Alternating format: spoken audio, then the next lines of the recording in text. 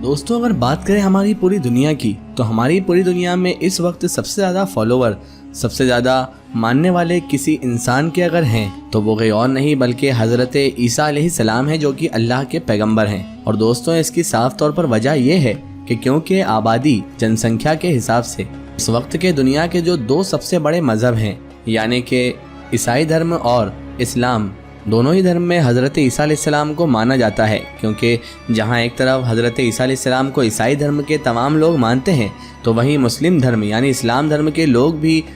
हज़रत ईसा अलैहिस्सलाम को मानते ही हैं। हालांकि वो बात अलग है कि दोनों ही मज़हब यानी ईसाई और इस्लाम धर्म को मानने वाले लोग जो हैं वो अलग अलग हिसाब से और अलग अलग नाम से हज़रत ईसा अलैहिस्सलाम को मानते हैं। कोई इनको खुदा का बेटा कहता है और इनकी इबादत भी करता है, तो कोई ऐसा है जो इन्हें सिर्फ और सिर्फ अल्लाह का नबी और अल्लाह का बंदा मानता है। इसके अलावा दुनिया में उनके आखिरी दिन जो गुजरे थे, इससे रिलेटेड भी दोनों ही मज़हब यानी ईसाई और इस्लाम, दोनों ही मज़हब के लोग अलग अलग राय रखते हैं और इन लोगों का अलग अलग ओपिनियन भी है। जहाँ एक तरफ मुसलमानों के मुताबिक हज़रत ईसा अलैहिस्सलाम को सूली पर चढ़ाने की कोशिश तो की गई थी, मगर उनको सूली पर नहीं चढ़ाया जा सका था और इससे पहले ही अल्लाह ताला के हुक्म से उन्हें आसमानों पर उठा लिया गया था। तो वहीं दूसरी तरफ ईसाई लोग इससे बिल्कुल उल्टा नजरिया रखते हैं। लेकिन दोस्तों आज की इस वीडियो में हमारा ये टॉपिक है ही नहीं, हम तो सिर्फ आपको हज़रत ईसा अलैहिस्सलाम के बारे में आपको थोड़ा बहुत बता रहे थे। वैसे तो हज़रत ईसा अलैहिस्सलाम की ज़िंदगी पर एक अलग वीडियो हम बनाने की भरपूर कोशिश करेंगे, ताकि आप लोगों तक हज़रत ईसा की बहुत सारी मालूमात और उनकी जीवन से रिलेटेड सारी इन्फॉर्मेशन मिल सके। बहरहाल दोस्तों आज की जो वीडियो है हमारी, इस वीडियो में हम बात करेंगे हज़रत ईसा अलैहिस्सलाम की एक तस्वीर के बारे में। दोस्तों क्या आप लोग जानते हैं कि आखिरकार हज़रत ईसा अलैहिस्सलाम कैसे दिखा करते थे? क्या आप लोगों ने अपनी ज़िंदगी में कभी हज़रत ईसा अलैहिस्सलाम की असली तस्वीर देखी है? हाँ दोस्तों बिल्कुल आप ठीक सुन रहे हैं,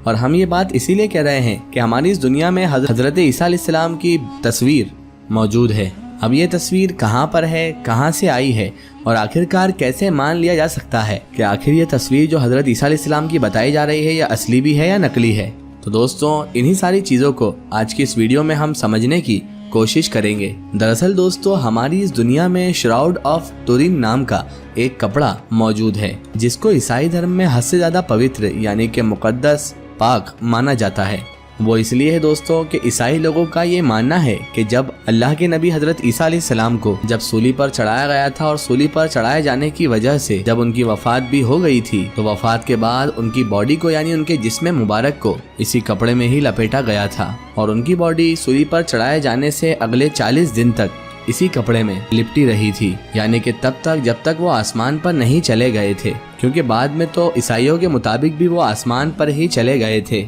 अब चूंकि दोस्तों 40 दिन के एक लंबे समय तक हज़रत ईसा अलैहिस्सलाम इस कपड़े में लिपटे हुए थे ईसाई धर्म के अनुसार, तो ईसाइयों के मुताबिक इसी कपड़े के अंदर उनके जिस्म के, यहाँ तक कि उनके चेहरे के अभी भी साफ तौर पर निशान मौजूद हैं। इतना ही नहीं दोस्तों 14.5 इंच लंबे और 3.7 इंच चौड़े इस कपड़े पर न सिर्फ बहुत सारे खून के धब्बे मौजूद हैं, बल्कि इसके साथ ही साथ उस इंसान के जिस्म और चेहरे के निशान भी नक्श हो चुके हैं। जो इंसान भी इस कपड़े के अंदर रहा होगा या जिस इंसान को इस कपड़े के अंदर लपेटा गया होगा। और दोस्तों इन्हीं निशान को आज एडवांस टेक्नोलॉजी की मदद से साफ तौर पर देखा भी जा सकता है और इससे नक्श भी तैयार किया जा सकता है। और दोस्तों हैरानी की बात तो ये है कि जब इस मुकद्दस कपड़े पर रिसर्च की गई थी तो ये बात निकलकर सामने आई थी कि दरअसल ये तो कोई 30 से 40 साल का इंसान था जिसके ऊपर हद से ज्यादा जुल्म सितम किया गया था। इतना ही नहीं, इस इंसान को सूली पर भी चढ़ाया गया था। सूली पर चढ़ाते वक्त भी इसके हाथ में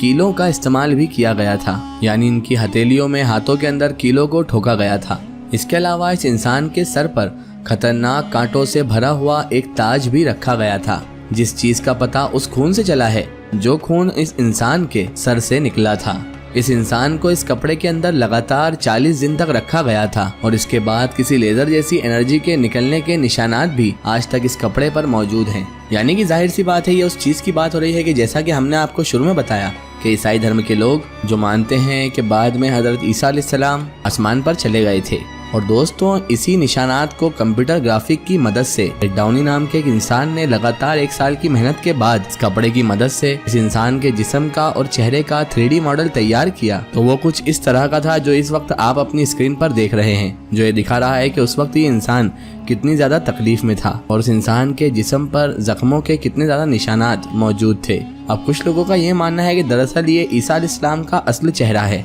जो कि उस कपड़े के सैंपल की मदद से तैयार किया गया है कि जिस कपड़े पर ऑलरेडी हजरत ईसा अलैहिस्सलाम के चेहरे के निशान और जिस्म के निशान नक्श हो गए थे। मगर दोस्तों आपको हकीकत बताएं तो सच्चाई से इसका दूर दूर तक कोई रिश्ता भी नहीं है, क्योंकि दोस्तों उसकी पहली वजह तो ये है कि क्योंकि मुसलमानों के मुताबिक हजरत ईसा अलैहिस्सलाम को सूली पर ही नहीं चढ़ाया गया था, बल्कि कुरान में साफ तौर पर इस चीज का जिक्र भी मौजूद है कि जिस इंसान को सूली पर चढ़ाया गया था दरअसल वो कोई और ही इंसान था। अब जब हजरत ईसा अलैहिस्सलाम सूली पर चढ़ाए ही नहीं गए तो जिस इंसान की बॉडी को उस कपड़े के अंदर लपेट कर रखा गया था वो तो कोई और ही होगा। इसीलिए ये बात तो क्लियर कट हो जाती है कि कपड़े की मदद से बनाया गया 3D इमेज या फिर ग्राफिक की मदद से बनाई गई वो तस्वीर वो हजरत ईसा अलैहिस्सलाम का नहीं बल्कि किसी और इंसान का ही है। तो चलिए दोस्तों अब हम बात करते हैं ईसाई धर्म के लोगों के पॉइंट ऑफ व्यू से। और दोस्तों अगर हम ईसाइयों के हिसाब से अगर ऐसा मान भी लें जैसा कि ईसाई धर्म के लोग मानते हैं कि हजरत ईसा अलैहिस्सलाम को कम्प्लीटली सूली पर चढ़ा दिया गया था और उनकी सूली पर चढ़ाने की वजह से वफात भी हो गई थी और वो 40 दिन तक हमारी इस दुनिया में रहे भी थे और उसके बाद जिंदा होकर आसमानों पर चले गए थे, तो अब दरअसल पॉइंट की बात यह है कि हजरत ईसा अलैहिस्सलाम का हुलिया कैसा था। इस बात का जिक्र ना तो तौरात में मौजूद है, ना ही इंजील में मौजूद है और ना ही वो कुरान में मौजूद है। हाँ, इस्लाम धर्म की हदीसों की किताबों में इस बात का कुछ जिक्र जरूर मिलता है, जिसमें ये बताया जाता है कि नबी आखिरुज़्ज़मा हजरत मोहम्मद मुस्तफ़ा सल्लल्लाहु ताला अलैहि वसल्लम जब मेराज के सफर से वापस आए थे तो उन्होंने लोगों को हजरत ईसा अलैहिस्सलाम के हुलिये के बारे में बताया था कि वो लंबे और घुंघराले बाल वाले एक हसीन नौजवान हैं। उनके बालों को देखकर मुझे ऐसा महसूस हुआ जैसे मानो उन पर पानी के कतरे मौजूद हों। तो अब जब हजरत ईसा अलैहिस्सलाम की किसी के पास कोई असल तस्वीर मौजूद ही नहीं है और ना ही कोई निशानी मौजूद है, तो आखिर फिर ये कौन डिसाइड करेगा कि कपड़े के ऊपर जो निशानात मौजूद हैं वो दरअसल हजरत ईसा अलैहिस्सलाम के जिस्म के ही निशानात हैं। और फिर सबसे बड़ा सवाल तो ये है कि आखिर ये निशानात कपड़े के ऊपर बन कैसे गए और आखिरकार अब तक इस कपड़े को किस इंसान ने महफूज रखा था और कहाँ पर रखा था। और सवाल यह है कि अभी तक यानी सैकड़ों हजारों साल गुजर जाने के बाद भी ये कपड़ा अपनी असल हालत में मौजूद कैसे है। इस कपड़े से रिलेटेड सबसे पहली बार लोगों को हैरानी का झटका तब लगा जबकि इस कपड़े की कार्बन डेटिंग की गई थी, क्योंकि उसके बाद जो रिजल्ट निकल कर आया उसने तो सारे लोगों के होश ही उड़ा दिए थे। और उससे ये पता चला था कि दरअसल ये जो कपड़ा जिसे हजरत ईसा अलैहिस्सलाम से कनेक्ट किया जा रहा है ये तो 12वीं सदी का ही है, यानी कि जिस कपड़े को 2000 से ज्यादा साल पुराना बताया जाता है वो तो खुद 800 साल ही पुराना है। और ये एक ऐसा कपड़ा है कि जिसको एक इंसान ने खुद ही तैयार किया है और जिसको एक बड़े बिजनेसमैन की याद के तौर पर आज भी महफूज रखा गया है। मगर हाँ दोस्तों, हम इस बात से अभी भी इनकार नहीं कर सकते कि अभी भी हमारी दुनिया के एक बड़े ग्रुप की तरफ से इस कपड़े को न सिर्फ रियल माना जाता है बल्कि इसको तो हद से ज्यादा मुकद्दस समझते हुए वो लोग इसकी बहुत ज्यादा ताजीम भी करते हैं और करवाते भी हैं। इसको ऐसी महफूज जगह पर रखा गया है जिसे देखने के लिए दूर दराज से लोग अपना वक्त निकाल कर आते हैं। इसके अलावा दोस्तों, अब जहाँ तक सवाल उस 3D इमेज का है, यानी कि जिसके बारे में ये दावा किया जाता है कि ये हजरत ईसा अलैहिस्सलाम की असल तस्वीर है और जो इस कपड़े के सैंपल से ही बनाई गई है, उसको भी म्यूजियम में रखा गया है और इसे भी देखने के लिए लोग दूर दूर से उस म्यूजियम को विजिट करते हैं। फिलहाल दोस्तों, आप लोग इस बारे में क्या सोचते हैं, हमें अपनी राय कमेंट सेशन में जरूर बताएं। आज के लिए इतना ही। अगर ये वीडियो आपको पसंद आई है तो इसे ज़्यादा से ज़्यादा शेयर कीजिए, इसे अपने फ्रेंड सर्कल, अपने रिश्तेदारों तक जरूर पहुंचाएं। इसी तरह की इन्फॉर्मेटिव हिस्टोरिकल वीडियो के लिए हमारे चैनल को सब्सक्राइब कीजिए और पास में दिए गए घंटी के आइकन को जरूर दबाएं ताकि हमारी आने वाली हर नई वीडियो की नोटिफिकेशन आप तक पहुंचती रहे।